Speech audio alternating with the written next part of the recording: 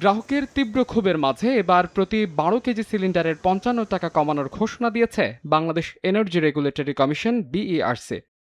তবে সিলিন্ডারের সরকারি ঘোষিত মূল্যের প্রতিফলন থাকছে না খুচরা বাজারে। ২ থেকে ৩০০ টাকা বেশিতেই কিনতে হয় গ্রাহককে। বাড়া এটাই জানি, এটাই শুনি, কিন্তু কমে কখন এটা আমরা আসলে কখনো সাধারণ গ্রাহকরা জানি না। সরকার যে দাম নির্ধারণ করে দেখা যায় তার চাইতে ২-৩০০ টাকা বেশি দামে কিনতে হয় আমাদের। সরকার যে দাম কমাইলো এটা দোকানদাররা বললে আর উল্টা ঝাড়ি দেয়।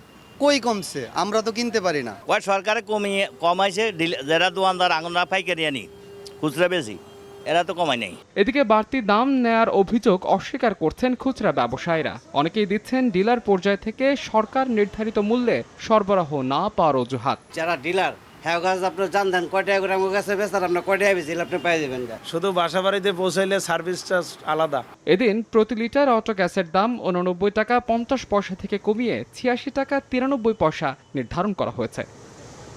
এলপিজির বাজারের এক চিরন্তন নিয়ম, দাম বাড়লে কার্যকর হতে যেখানে মিনিট লাগে না সেখানে দাম কমলে অজুহাতের শেষ থাকে না। তাই তো ভোক্তাদের অভিযোগ শুধুমাত্র প্রেস বিজ্ঞপ্তি কিংবা সংবাদ সম্মেলনের মাধ্যমে দাম নির্ধারণ নয়, সাধারণ মানুষ নির্ধারিত দামে গ্যাস পাচ্ছে কিনা তার জন্য প্রয়োজন কঠোর মনিটরিং ব্যবস্থা। মাহাদ ইসলাম ধ্রুব, সময় সংবাদ, ঢাকা।